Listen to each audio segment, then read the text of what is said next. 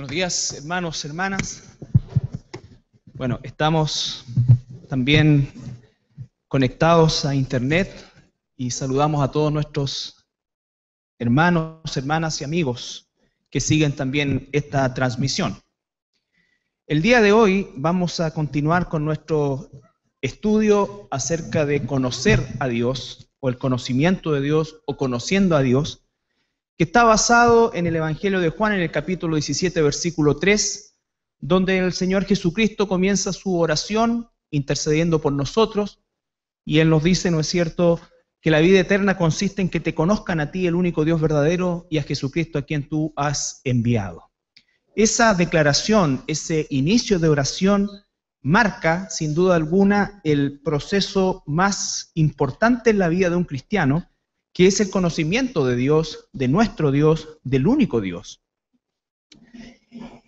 Este quizás uno de los estudios más complicados en lo personal, tanto en su preparación como en su condensación para poder enseñarlo. No tanto porque hay una materia que estudiar, sino que es principalmente un Dios al que conocer mayormente y nos confronta con nuestra realidad pecaminosa. Por supuesto, todos los estudios como pastor nos confronta con una realidad de la cual siempre nos hallamos faltos, nunca estamos, y no es una falsa humildad, sino que es una triste realidad. Siempre estamos faltos delante de Dios, y eso hace también que uno pueda apreciar muchísimo más la gracia que Dios tiene con nosotros. Este estudio, al igual que el que fue, recuerdo, años atrás, basada en Primera de Juan, que hablaba acerca del examinarnos a nosotros mismos, en ese análisis crudo que muy pocas veces nosotros como cristianos e incluso como seres humanos queremos hacer, la palabra nos confronta con esa realidad y nos lleva a realmente saber quiénes somos nosotros y quién es Dios. Y por supuesto que si pensábamos que existía una diferencia, que por supuesto la hay, cuando conocemos por medio de su palabra quiénes somos nosotros y quién es Él, esa diferencia se transforma en algo traumático. Y digo en algo traumático porque lo hemos estudiado a lo largo de estas semanas. La santidad de Dios, y diríamos un destello de la santidad de Dios, provoca un trauma en los hombres que se vieron expuestos a este destello de la santidad de Dios.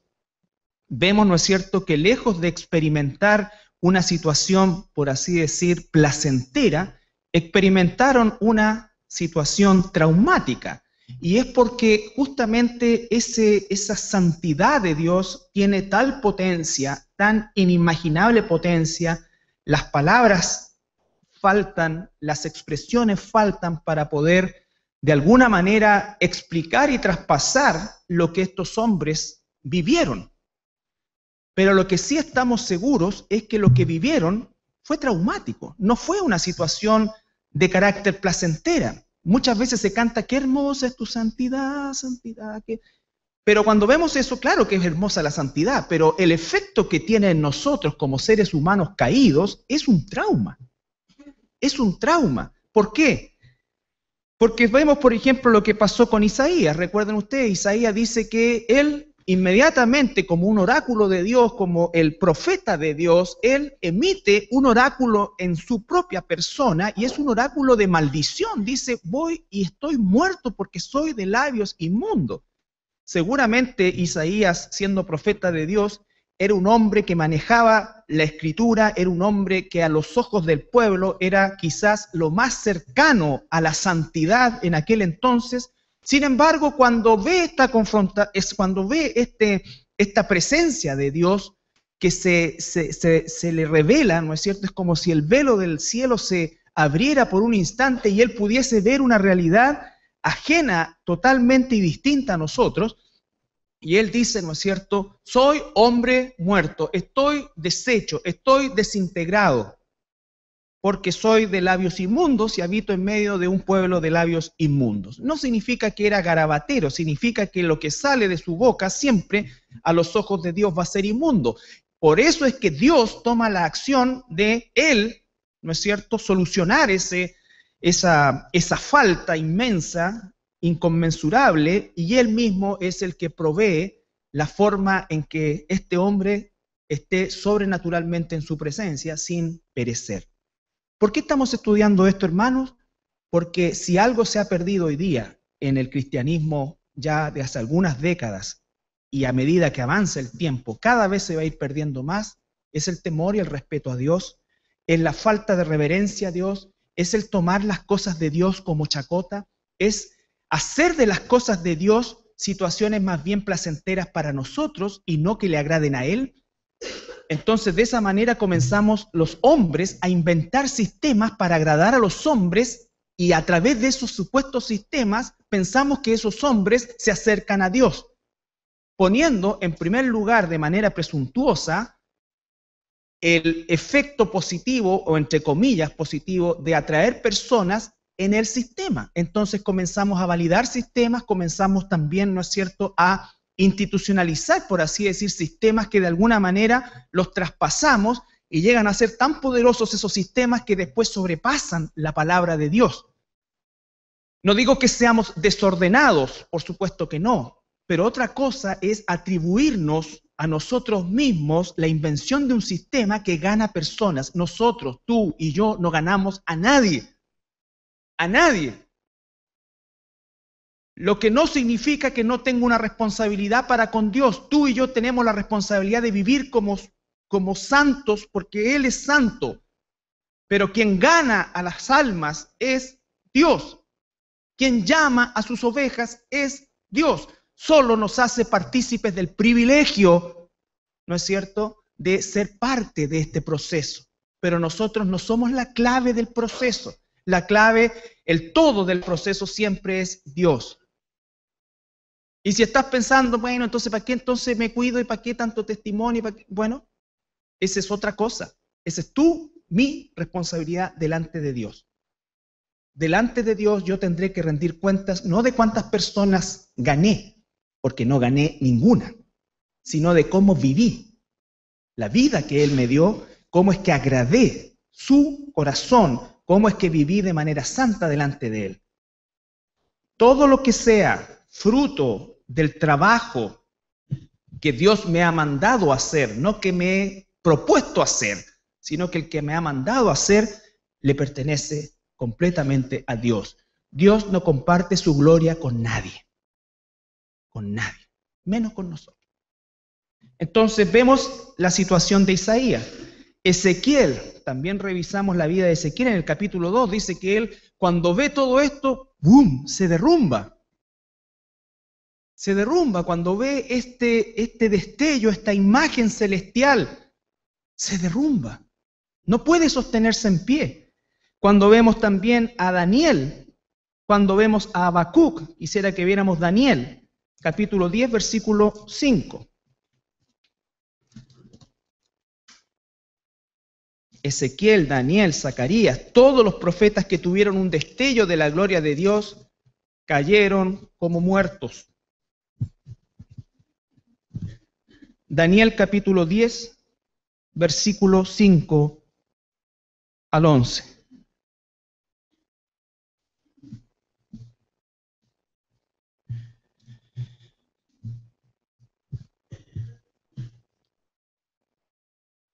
Esta es la visión de Daniel junto al río. El Hiddekel, que es el río Tigris. Y alcé mis ojos y miré, y he aquí un varón vestido de lino y ceñido sus lomos de oro de Ufaz. Su cuerpo era como de berilo, y su rostro parecía un relámpago, y sus ojos como antorchas de fuego, y sus brazos y sus pies como de color de bronce bruñido, y el sonido de sus palabras como el estruendo de una multitud. Y solo yo, Daniel, vi aquella visión, y no la vieron los hombres que estaban conmigo, sino que se apoderó de ellos un gran temor, y huyeron y se escondieron. Ellos no vieron la visión, vieron solamente lo externo, pero no vieron lo que vio Daniel. Pero ¿cuál fue el efecto de eso? Huyeron. Pero oí el sonido de sus palabras, y al oír el sonido de sus palabras, caí sobre mi rostro en un profundo sueño con mi rostro en tierra. Y he aquí, una mano me tocó e hizo que me pusiese sobre mis rodillas y sobre las palmas de mis manos. Y me dijo: Daniel, varón muy amado, está atento a las palabras que te hablaré y ponte en pie, porque a ti te ha sido enviada ahora. Te he sido enviado ahora. Mientras hablaba esto conmigo, me puse en pie, temblando. Entonces me dijo Daniel: no temas, porque desde el primer día que dispusiste tu corazón a entender y a humillarte en la presencia de tu Dios, fueron oídas tus palabras, y a causa de tus palabras yo he venido. Y comienza a relatarle el mensaje, ¿no es cierto? Pero vemos el efecto que produjo esto en Daniel. La Escritura nos dice que después estuvo Daniel 2 semanas como si le hubiese pasado una aplanadora por arriba. No quedó fresco como una lechuga, como si le hubiese pasado una aplanadora por encima, como si hubiese corrido una maratón sin ser maratonista. Entonces, el efecto de la santidad de Dios, de la presencia de Dios, provocaba este trauma en las personas, en los varones que se vieron expuestos a esta santidad, a la santidad de Dios. En Habacuc 3:16, sigue más adelante. Habacuc es uno de los profetas llamados menores por la extensión de su escritura, son 3 capítulos apenas, pero Habacuc es uno de los profetas más importantes del periodo del exilio babilonio, ¿no es cierto?, el pre-exilio. Él recibe la visión de que Israel va a ser llevado cautivo, Judá va a ser llevado cautivo por los caldeos, y Habacuc está también delante de la presencia del Señor. Habacuc también, ¿no es cierto?, ve la presencia del Señor y escucha la voz de Dios. Y quiero que veamos en el versículo Habacuc capítulo 3, versículo 16.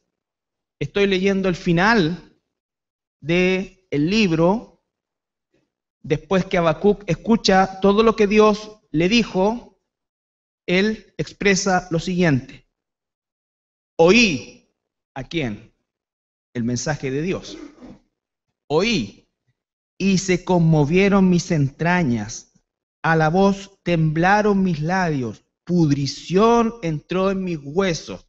No importa cuán bueno te creas que eres, pero cuando estás delante de la santidad de Dios, el verdadero hombre que se acerca con humildad a Dios comienza a sentir la propia pudrición de su realidad. No dice como el fariseo: Dios, te agradezco que no soy como este infeliz de aquí al lado, que es como, ¿no es cierto?, todo lo que pueda parecer malo. Sino que este hombre de Dios, profeta de Dios, recuerden ustedes, el oficio del profeta era hablar al pueblo de parte de Dios. Por eso el profeta usaba la fórmula: así dice Jehová. ¿No es cierto? Por eso es que hoy día es tan herético que alguien diga así dice Jehová y no se ajusta a la Escritura. Porque en aquel entonces el juicio de Dios venía inmediatamente sobre esa persona y era fulminado. La gracia de Dios, que es algo que espero que entendamos también a lo largo de este estudio un poco más profundamente, es lo que hoy día retrasa el juicio de Dios, pero no ha cambiado el juicio de Dios. Dios es el mismo, la santidad de Dios es la misma, por eso estamos aprendiendo a vivir una vida santa delante de Dios. ¿Por qué? Porque no podemos nosotros pretender creer que Dios ha bajado su estándar de santidad. Jesucristo y Dios es el mismo ayer, hoy y por los siglos. Hay por lo menos 35 razones por las cuales en el Antiguo Testamento se ejecutaba con pena de muerte a las personas que faltaban a esa ley. Y entre esas, queridos jovencitos y todos los que son hijos todavía, la desobediencia a los padres quiere decirle que se pagaba con la muerte. Al joven contumaz lo pescaban, lo metían en un hoyo y lo mataban a peñascazo. Qué terrible es Dios. Dios no ha bajado su estándar. Tú, en el Nuevo Testamento dice, honra a tu padre y tu madre. Honra a tu padre y a tu madre. La sodomía, la pedofilia, el homosexualismo se pagaba, el adulterio se pagaba con la muerte. Entonces, porque no recibamos juicio inmediato, no pensemos que Dios ha bajado sus estándares, por favor. Eso es lo que tiene que abrir tu corazón y entender lo que es el temor de Dios. Lo que es el temor de Dios y lo que es la gracia de Dios. Y cuando entendemos lo que es la gracia de Dios, entonces queremos realmente vivir una vida que le agrade a Él. Porque todos los que estamos aquí, si no conocemos realmente quién es Dios, vamos a creer y dar por sentado que Dios es el ídolo que tienen las religiones del mundo, que está hecho para conceder mis deseos. Y el Dios verdadero de la Biblia nos hizo para su gloria, para que le sirvamos aquí y hasta la eternidad. Él es el centro de todo. Él es el centro de todo. Entonces, Habacuc dice, pudrición entró en mis huesos y dentro de mí me estremecí. ¿Es eso algo que uno de repente, se acuerdan? Lo dije, me parece, la semana pasada o antepasada, pero hay veces que uno se mira hacia adentro y dice, realmente me doy asco. ¿Cómo puedo ser tan ambicioso, tan lujurioso, tan podrido? ¿Te ha pasado eso? No muevan la cabeza. Respondan en su mente. Realmente Dios tiene, pero un estómago, o no un corazón, digo yo siempre, un estómago para aguantarme. Yo me doy náuseas.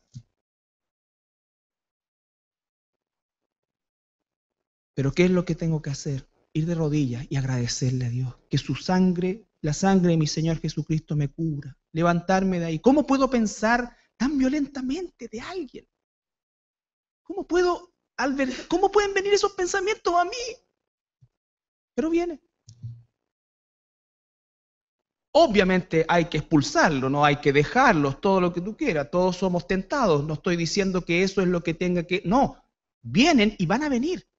Pero si tú no tienes el poder, escúchame, de Dios para expulsarlos, se van a empezar a albergar en ti. Y es por eso que tenemos en la iglesia gente con un charqui de 2 metros de amargado, ¿no es cierto? Y es porque no conoce a Dios, porque cree que Dios le ha fallado. Porque yo quería esto, y Dios no me dio esto, Dios no me dio esto a otro, y no, Dios no me dio la casa que yo quería, Dios no me dio el esposo que quería, Dios no me dio esto, Dios, estoy enojado con Dios. Un israelito hubiese hecho eso antes de Cristo, ¡pum! Nunca se iba a abrir las nubes del cielo y, hijo mío, ven acá, mira, te quiero mostrar lo que tengo para ti. Esa típica figura, ¿no es cierto?, de que mira, te voy a mostrar la alfombra por atrás, que se ve todo desordenado, pero por delante tengo este tremendo panorama para ti. Ah, haberlo dicho antes, pues Dios. Ahora sí te voy a servir. No, ¿por qué? Habría salido, se abre el cielo, ¡pum! Rayo, papá. Dios no ha cambiado. Estamos viviendo un paréntesis de la gracia y después van a venir los peores 7 años que la historia humana ha vivido. Los peores años de la historia humana que la historia humana ha vivido. Nerón va a ser un niño de pecho al lado del anticristo. Hitler va a ser un niño del coro. Stalin va a ser, no sé. Pero todo ese espíritu de anticristo se va a concentrar en una sola persona, que va a hacer, como decimos nosotros, ¿no es cierto?, realmente la maldad desbordada sin límite. Sin límite. Por lo tanto, todos los que están orando por la paz del mundo y son cristianos, se llaman cristianos, les quiero decir que está bien las intenciones, todo, pero si tienes un poquito de conocimiento, debes saber que lo que va a venir es lo peor que la historia del mundo va a venir. No va a haber paz. No va a haber paz. Así que olvídate de la palomita, de todas las cosas. durante esos 7 años, la tercera parte de los seres humanos van a morir bajo los juicios de Dios. La tercera parte de los seres humanos van a morir bajo los juicios de Dios. A gente de hoy día diríamos 2.000 millones de personas, por lo menos. 2.000 millones de personas. Entonces, la gracia de Dios, ¿sabes qué va a hacer? Si tú eres un cristiano verdadero, una cristiana verdadera, te va a sacar de aquí. Te va a sacar de aquí. Entonces, si no entendemos realmente qué es lo que viene y no advertimos a la gente como Pablo que dice, por favor, reconcíliate con Dios. Reconcíliate con Dios. Habacuc experimentó esa pudrición interna. La santidad de Dios produce eso. Vemos en Marcos también, en el Nuevo Testamento, cuando, esto lo vimos un poco la semana pasada también, cuando dice la gente, no ha nunca hablado un hombre así como Jesús. En Lucas, que vimos también, el apóstol Pedro cae de rodillas y le dice, Señor, apártate de mí porque soy un pecador. Eso es lo que provoca la santidad de Dios. Por eso es que cuando entendemos eso, apreciamos la gracia de Dios. El Señor Jesucristo con su propia sangre nos limpió para que podamos estar hoy día delante de la presencia de Dios. Y no puedo ni debo tener en poco su sangre. Cada vez que yo peco, cada vez que comienzo a creer, ¿no es cierto?, que Dios no se da cuenta de mi pecaminosidad, entonces estoy jugando con la gracia de Dios. Y Dios, cada cierto tiempo y en ciertas ocasiones, también ha ejecutado su juicio sobre personas de la iglesia. Sobre personas de la iglesia. No es la constante como en el Antiguo Testamento, pero de cuando en vez el juicio de Dios se deja ver sobre personas de la iglesia, en términos generales. Vamos a ir a... Sí. Vamos a ir a Levítico. Vamos a ir a Levítico. Levítico son las leyes de Dios. Recuerden que Jesús no vino a abolir la ley, vino a cumplir la ley. Y nosotros en Él somos cumplidores de la ley, pero la ley no fue eliminada. Esto de que no estamos bajo la ley puede llevar a confusión. No estamos bajo la ley desde el punto de vista del sistema propiamente tal, porque Cristo es nuestro descanso, es Él nuestra propiciación. Levítico capítulo 10, vamos a relatar un pasaje que nos va a llevar a la parte más central de lo que quisiera compartir el día de hoy, que es también, y se refiere con la santidad en cuanto a la enseñanza, y esto va en relación específicamente a todos nosotros que compartimos el Evangelio, a todos que somos pastores, somos maestros o somos cristianos, ¿no es cierto? Y no uso la palabra simple cristiano porque todos somos sacerdotes delante de Dios según el Nuevo Testamento. Por lo tanto, nosotros, profetas y sacerdotes que llevamos y profetizamos, enseñamos la palabra de Dios y lo debemos hacer de manera correcta. No podemos nosotros salirnos de la norma, no podemos nosotros inventar otro evangelio, no debemos nosotros hacer nada que viole el principio de la enseñanza de Dios. Vimos la semana pasada lo que le pasó a un coatita llamado Usa, quien murió por solo tocar, tratando en su buena intención, pero la buena intención nos salva, la buena intención nos salva. Lo que salva es la ordenanza de Dios y la obediencia a esa ordenanza. ¿Cuándo vamos a entender que no son las buenas intenciones las que salvan? Ese hombre violó la palabra de Dios, estaba expresamente dicho cómo tenía que transportarse el arca. Ellos lo hicieron de otra manera y pagaron el precio por eso. Y el apóstol Pablo dice en el Nuevo Testamento, no hay otro evangelio. Si se les aparece un ángel y le dice que Mahoma también es hijo de Dios, eso es maldición. ¿Cuándo vamos a entender eso? Ahí están los argentinos, ¿no es cierto? El Luis Palau hablando y diciendo que él se reúne habitualmente con el Papa Francisco, con el jefe de la Iglesia Romana y que es un hombre cristocéntrico. ¿Cómo va a ser cristocéntrico si al otro día estaba ensalzando el rosario? ¿Cómo va a ser cristocéntrico?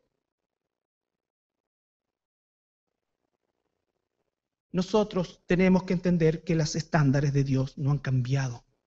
No hay otro evangelio. Jesucristo es el único camino. Todo lo demás es idolatría. Todo lo demás es idolatría. El ídolo que adora el catolicismo romano y que le llama María, ni siquiera es la María bíblica. Ni siquiera es la María bíblica. Hoy día los delincuentes tienen hasta la Virgen Negra, a la Santa Muerte. ¿Es eso de Dios? Y por si no les cabe duda, en Colombia hay una fiesta hacia la Santa Muerte y hay curas que hacen procesión a la Santa Muerte. ¿Cómo es que puedo yo expresarle el amor a un cura? Por el amor de Dios, arrepiéntete, donde estás es terreno del diablo. Antes los misioneros viajaban y daban su vida para sacar a los musulmanes del Islam. Hoy día van y se sacan fotos juntos porque da lo mismo. Lo importante es el corazón. Qué deshonra para esos hombres que cuando no había publicidad, cuando no había medios, arriesgaban su vida por sacar a la gente de ahí, por llevar la verdad ahí. Miles pagaron con su vida. Hoy día no. Todo está bajo la gran cúpula del amor. Eso es los pasos agigantados a que se produzca el ecumenismo mundial que ya está en marcha hace rato y que dé lugar a la religión mundial, orquestada por Roma y que dará paso al líder religioso mundial llamado en la Biblia el falso profeta. Fíjense la palabra, falso profeta. Para que sea falso, tiene que decir lo que Dios no dice. No va a negar a Dios. En estos momentos en Berlín se están recaudando fondos a nivel mundial. Se necesitan cerca de 80 millones de dólares para construir un mega edificio semejante al que está de las Naciones Unidas, pero ¿cuál va a ser la diferencia? Va a ser que ahí se van a poder albergar todas las religiones del mundo para hacer un gran centro de la paz mundial. Y hay millones de evangélicos, entre comillas, que no solamente están donando, sino que están aprobando en los medios de comunicación masiva esto como una gran idea para traer la paz al mundo. Todavía, decía mi hermana ayer, no ocurre la separación del trigo y la cizaña.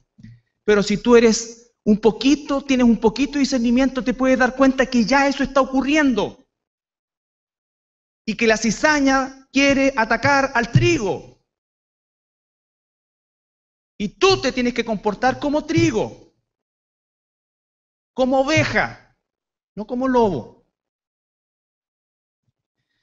El pecado de Nabat y Abiú, muchos de ustedes lo conocen, a raíz de un libro escrito que se llama Fuego Extraño, pero no es de ese libro que quiero hablar, sino que exactamente de lo que estos dos hombres hicieron y violaron las ordenanzas de Dios.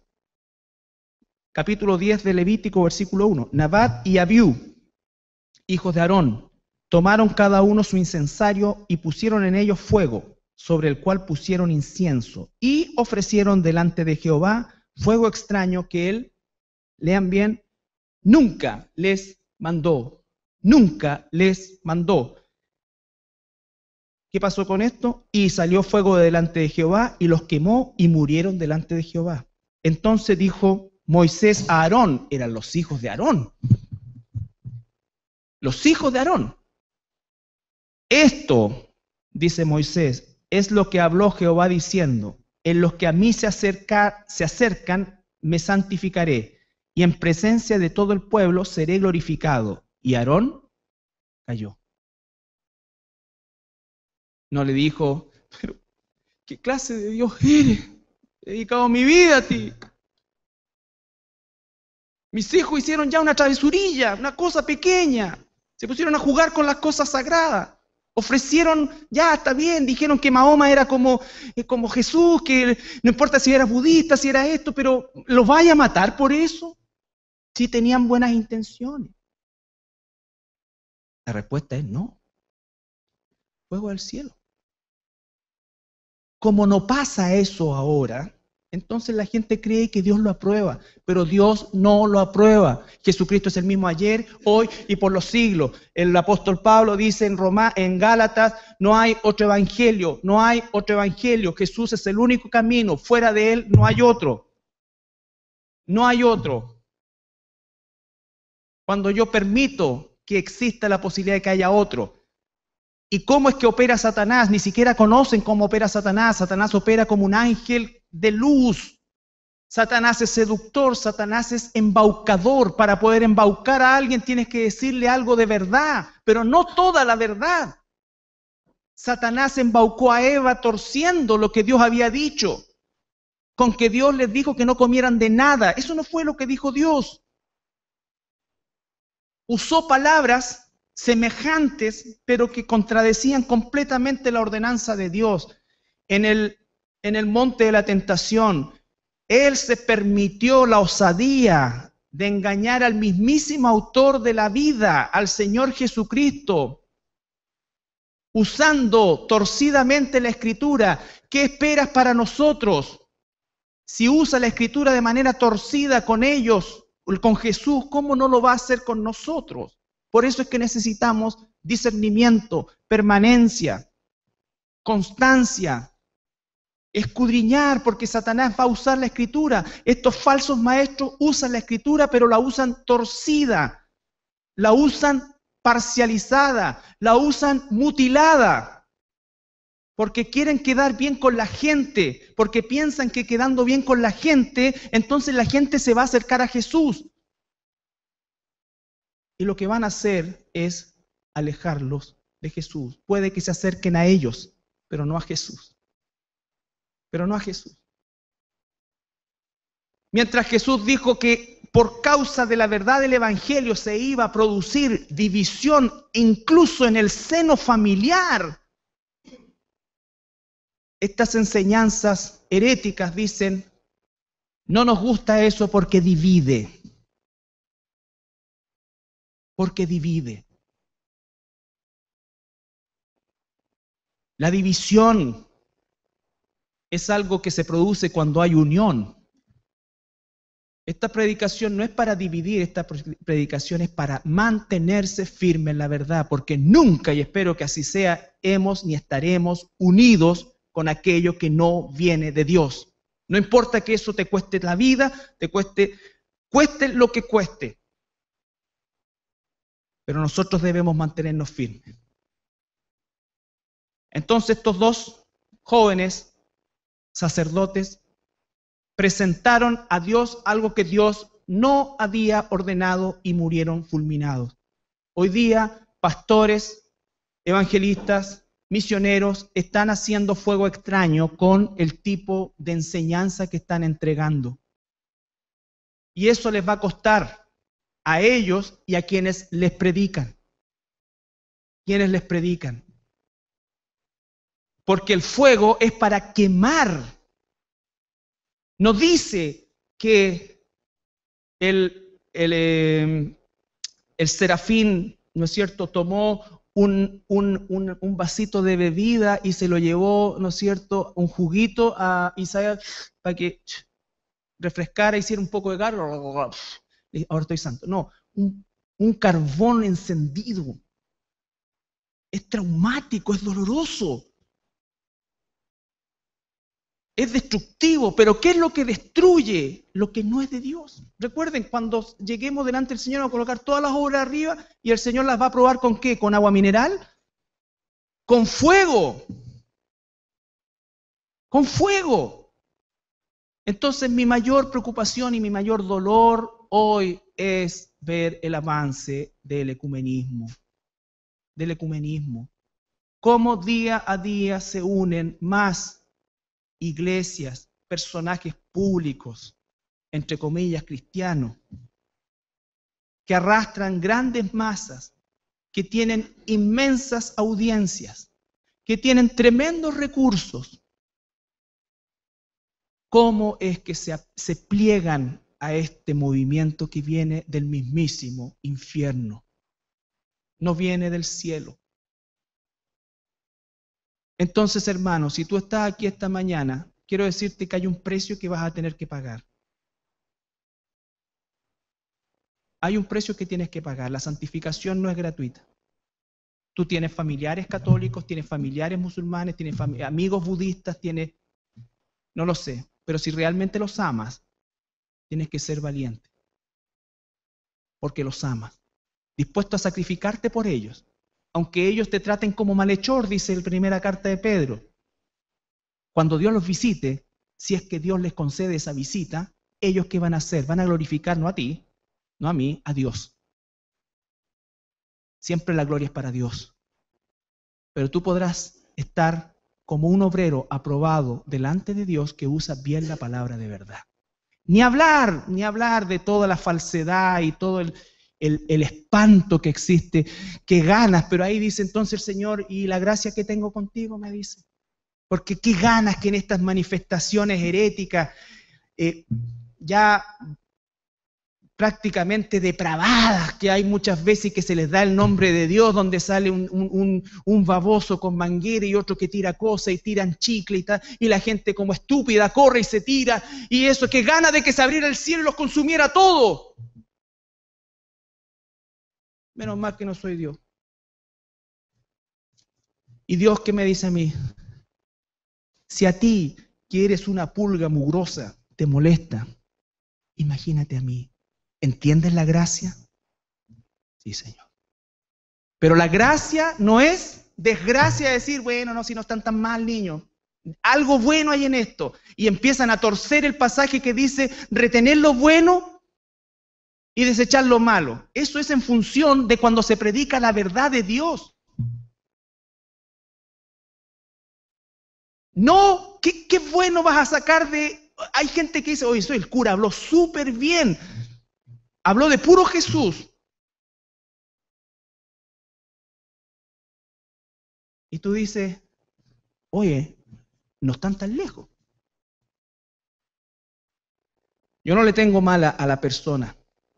Odio la doctrina, porque eso viene del diablo. Ese hombre está tan engañado por el Satanás como los que están escuchando. Pero si yo digo que lo amo, lo primero que le tengo que decir, ven para acá, San Anselmo, siéntate aquí. Tú sabes que estás ministrando para el diablo y si tienes la valentía de confrontarlo y de prepararte y de llevarle una cosa y pasarle, estudia esto, juntémonos una semana más, pero para sacarlo de ahí, entonces estás haciendo obra de evangelista. Pero no me vengas a decir que es obra de evangelista, decir, oye, realmente estamos en la misma sintonía, pero tenemos algunas diferencias, sí, pero estamos en la misma sintonía porque tú eres cristocéntrico. Y atrás hay una estatua de 3 metros, ¿no es cierto? Pregunto siempre, ¿qué haría Jesús si entrara hoy a una misa? ¿O qué haría Jesús en medio de la fiesta de la Tirana? Yo creo que no comería empanada, lo primero. Pero, ¿qué haría Jesús en la Tirana? ¿Qué haría Jesús en la fiesta de la Tirana? ¿Qué haría Jesús en la fiesta de los Vázquez? ¿Qué haría Jesús en el santuario de Teresa de los Santos? ¿Qué haría Jesús ahí? Entonces, si él haría lo que sabes que haría, ¿por qué tú lo apruebas? ¿Qué haría Jesús con una estatua de Buda? Entonces, ¿por qué tú lo apruebas? Estoy hablando genéricamente. Al que le caiga el sombrero, como dicen, que se lo coloque. Los que ven por internet también. ¿Qué haría Jesús? ¿Y por qué entonces tú lo haces? ¿Por qué si eso es satánico para Jesús, por qué tú lo apruebas como si no lo fuera? Estos jóvenes murieron, su padre se tuvo que tragar su dolor, porque él era también responsable de haberles enseñado. Y si les enseñó, ellos fueron responsables de haber faltado. Y así muchos jovencitos van a terminar en el infierno, muchos adultos van a terminar en el infierno, muchos adultos de la tercera edad van a terminar en el infierno porque no obedecieron la voluntad de Dios. Cuando el Señor Jesucristo habla en Mateo capítulo 7,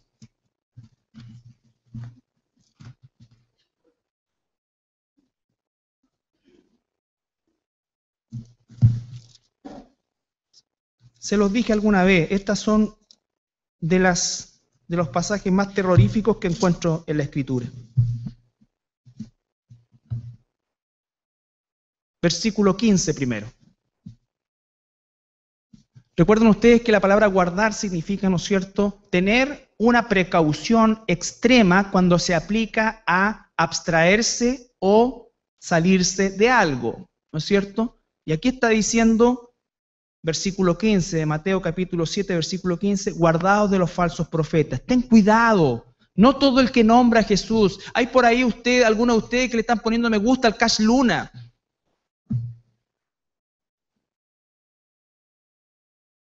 Sí, le ponen me gusta. Hoy el diablo también puede decir palabras bonitas.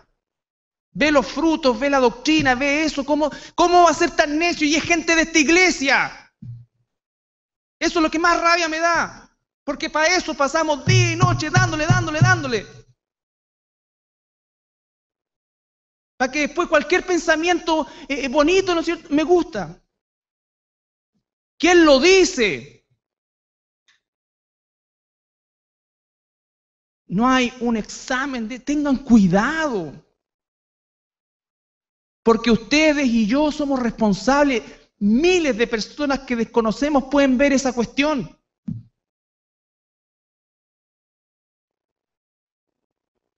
Otros le colocan me gusta a cualquier cosa que aparece y después le hacen el seguimiento de la cuestión y viene del catolicismo.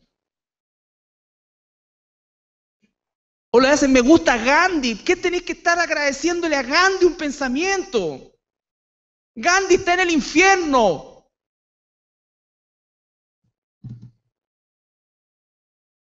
Ahora va a salir alguien, bueno, ¿y cómo sabes tú si en el último minuto de su vida? Bueno, si es así, que Dios me queme la boca.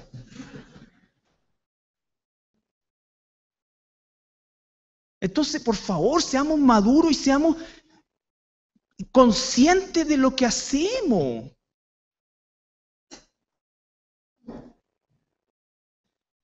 Guardaos de los falsos profetas que vienen a vosotros con vestidos de qué, ¿de qué vienen? Vestidos de oveja, a engañarte, a engañarme. De eso vienen vestidos.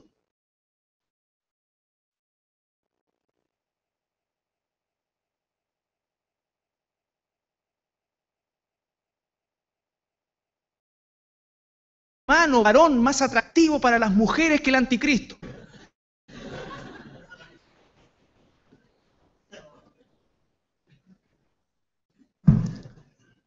Pero va a ser el hijo de Satanás. Y va a hablar con palabras seductoras. Todo el mundo va a estar enamorado de él. ¿Tú crees que el anticristo se va a presentar como el jorobado de Notre Dame? Si él nos conoce, va a usar todas las artimañas para engañar. Hasta pena te va a dar si es que te queda acá. Pero dice, guardaos de los falsos profetas que vienen a vosotros con vestidos de ovejas, pero por dentro son lobos rapaces. Por dentro, la única manera de determinar la idoneidad o la identidad es el fruto, por dentro. ¿Qué es realmente lo que hay? Por sus frutos los conoceréis. ¿Acaso se recogen uvas de los espinos o higos de los abrojos? Así todo buen árbol da buenos frutos, frutos de Dios. Pero el árbol malo da frutos malos. Por eso es tan importante entender qué es bueno y malo a los ojos de Dios. No puede, escucha esto, no puede Por eso es que no hay nada bueno en un sistema satánico como el Islam, en un sistema satánico como el romanismo, en un sistema satánico como los testigos de Jehová, en un sistema satánico como los mormones, en un sistema satánico como la filosofía oriental, en un sistema satánico. No hay nada bueno, no hay nada bueno, aunque parezca por fuera bueno. Hasta, ¿no es cierto?, hasta bíblico. No puede el buen árbol dar malos frutos, ni el árbol malo dar frutos buenos. No puede, no puede. Esas son palabras absolutas. No puede. Pero es que mira, ellos están, no puede. Pero es que mira, de partida llamar madre a una mujer que no es tu mamá. Pero ¿cómo me va a decir que Teresa de Calcuta? ¿Cómo me va a decir que este otro? ¿Cómo me va a decir que el cura Hurtado? ¿Cómo me va a decir que esto? No puede. ¿Qué son buenos frutos? Entonces un tema doctrinal, se dan cuenta que es cruda la santidad de Dios. No puede. Todo árbol que no da buen fruto, ¿qué va a hacer el Señor? En algún momento es cortado y echado al fuego. Así que por sus frutos los conoceréis. El juicio de Dios todavía no se ejecuta, pero se va a ejecutar. Estamos en el paréntesis de la gracia. Pero así como quemó, ¿qué es lo que salió del trono de Dios con estos dos jóvenes sacerdotes? Salió fuego. ¿Qué va a suceder cuando el Señor corte a todos estos falsos maestros? Van a ser quemados.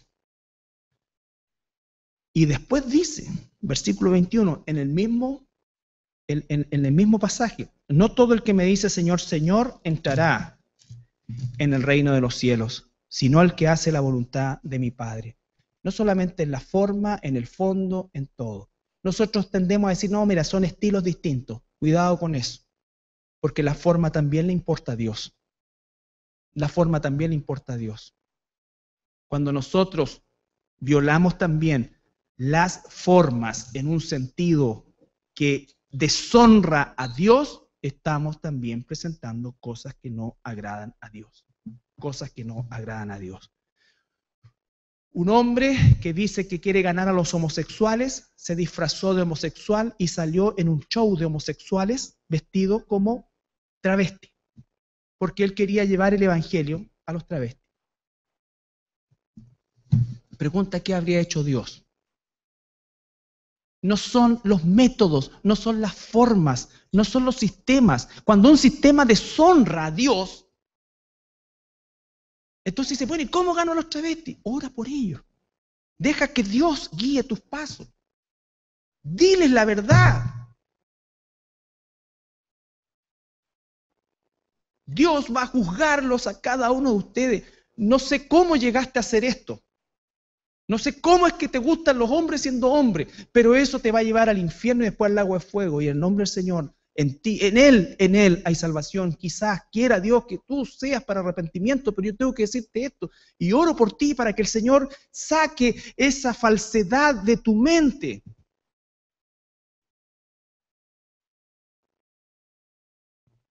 Pero no puedo disfrazarme como uno de ellos porque estoy aprobando entonces. Hola niños, vengo a entregarle esto. Bájense los pantalones, ¿qué son? Hombre, el problema está acá. Satanás les ha metido una idea acá. No sé cómo llegaron a hacer lo que llegaron a hacer, pero lo que sí sé es que Dios hace milagros. Esa es la predicación del Evangelio. Entonces, cuidado con los métodos. Cuidado con los métodos. Porque si fuese así la línea a seguir, entonces habría que hacer con los satanistas, practicar ritos satánicos, con los... No, sé cómo Dios te ha hecho. Sé cómo Dios te ha hecho. Porque Dios te hizo para usarte así.